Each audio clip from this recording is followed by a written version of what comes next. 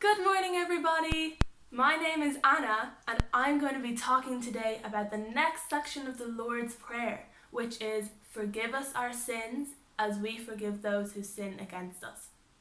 But first, last week I put out a Google form on Elke's video asking you guys about what you've been getting up to during lockdown when the schools are closed. I got a few answers back saying that people were baking, so I hope that some of you tried making chapatis with Lucy in last week's video about the daily bread. I also found out that you guys are so excited to see your friends again when you go back to school, so that's something for you guys in junior infants to second class to look forward to this week. And don't worry, third class to sixth class people, your time will come really soon, so that's really exciting. I also asked you guys to give me some of your ideas about what you think forgiveness is, and I got some really great answers. One person said it might be difficult to forgive somebody if they keep doing the same wrong thing to you over and over again.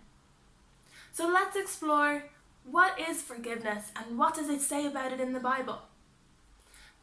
I'm going to show you guys a video of something terrible that happened to me just yesterday.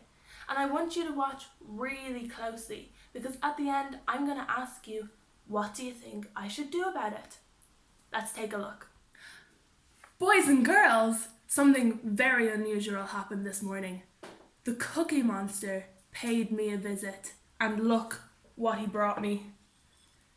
He brought me his best cookie, and that never happened, so this is a big deal. I can't wait to eat this cookie. Mum! Come on, come look at this.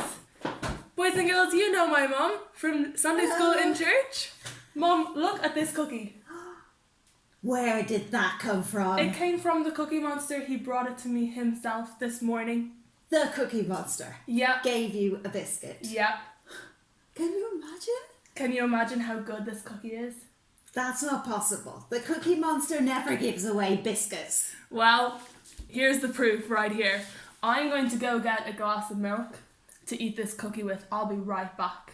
Don't eat it now. Why would I eat your biscuit Good. that the Cookie Monster gave you? I wouldn't dream of such a thing. I'm so hungry. I've been working all day and I forgot to have breakfast. And she leaves me on my own in a room with a cookie.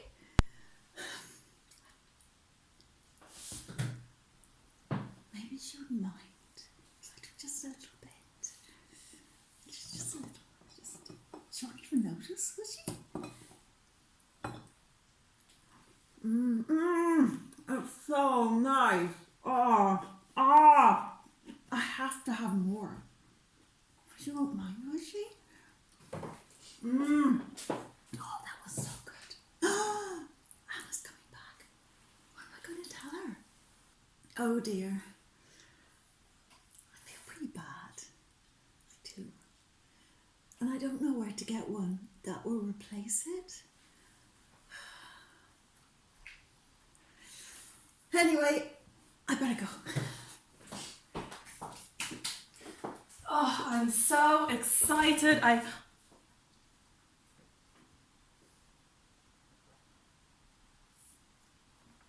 Boys and girls, where did my cookie go? What did you say? Did you say Mum took it? And she ate it? The whole thing? Oh, I'm so mad. I was so looking forward to this cookie. Boys and girls, what do you think I should do? Guys, that wasn't a very nice thing for her to do, was it? What do you think I should do? Should I be really angry at her and sulk for the next few days? No, I don't think so. Should I find something that she really likes and steal it back to make it fair?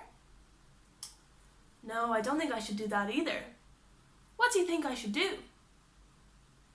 If you said that you think I should forgive my mum, then that's the right answer. If we look at the Bible, Jesus tells us that we need to forgive people when they do bad things to us. Forgiving my mum doesn't mean that I'm still angry at her or that I'm remembering that she's done something bad to me so that I can use it against her in the future, anything like that. Forgiving her means that I've forgotten that she's done anything bad to me. I'm not looking for an opportunity to get back at her, and it's all okay between us. In Matthew chapter 18, verses 21 and 22, Peter is wondering how many times he should forgive someone. He says to Jesus, "Lord, how often should I forgive someone who sins against me? 7 times?" "No, not 7 times," Jesus replied, "but 70 times 7. Now, for those of you in the older classes, 4th, 5th and 6th class, I want you to stop, pause the video, take out a pen and paper, or if you can do it in your head, even better, and I want you to work out how many times is 70 times 7 times. And for those of you in the younger classes, I want you to grab an older sibling or a parent and put them to the test. Pause me here, stop, and go and work out how many times is 70 times 7. I'll give you a second. Did you work it out? Did you get it right? Well, the right answer is 490 times. That's a lot of times. Imagine every day for 490 days. That's over a year and 4 months. Imagine every single day my mum came and stole a cookie from me and ate it all.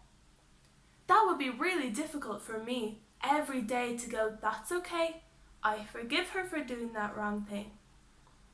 And you know what's even crazier? Jesus didn't even mean 490 times. He was just using that as a really big number. Jesus meant that we have to forgive someone endless times. No matter how many times they do something wrong to us, we still have to forgive them. That's pretty difficult, isn't it? But wait, there's 2 parts to this section of the Lord's Prayer. It says, "Forgive us our sins as we forgive those who sin against us." So we've looked at this people sinning against us part and that we have to forgive them. But the first part is really amazing because it means that if we do something wrong, it's okay because we can ask God to forgive us. What does it mean when we do something wrong? Well, let's imagine for a second that this black blanket, this big fluffy cozy blanket, this is going to be sin for a second, okay? Sin is anything that Jesus doesn't like and things that he doesn't want us to do, like Mum stealing my cookie that I was really excited to eat. When we do something that Jesus doesn't like, this sin, it covers us all up. And what it does, it separates us from God. So God is right there next to us and he lives inside us. But when we have done something that he doesn't like, it makes this barrier between us and him, and we can't talk to him properly anymore. But listen, this is the amazing part. All we have to do to take away this big black blanket of sin is ask. We can say, "God, please forgive me my sin." And what does he do? He takes it away. It's gone. We don't have to worry about it anymore. And we can talk to God and have God live inside us all the time. So guys, that's the incredible thing about this part in the Lord's Prayer. We know that no matter how many times we do something wrong, if it's 7 times, or if it's 70 times 7 times, or if it's 1,000,000 times, or 1,000,000,000 times, every time we can ask Jesus, "Lord, please take that away," and we don't have to worry about it anymore. So, boys and girls, as you go back to school this week, or in the next few weeks, you can remember that no matter how many times you make a mistake, you do something wrong, and you're covered in this big black blanket, and you know that you've done something that you shouldn't have done, it's okay. You can ask God to forgive you for what you've done, and he'll take it all away. And it is still important to say sorry to anyone that we've hurt, and try to make things right. But the most important thing is that we can be right with God if we just ask him.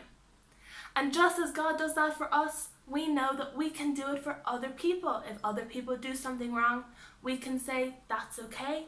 We forgive them for what they've done, just like my God, Jesus, forgives me for everything that I've done. And what's even better is that if we find it difficult to forgive someone else, we can ask God to help us to do that.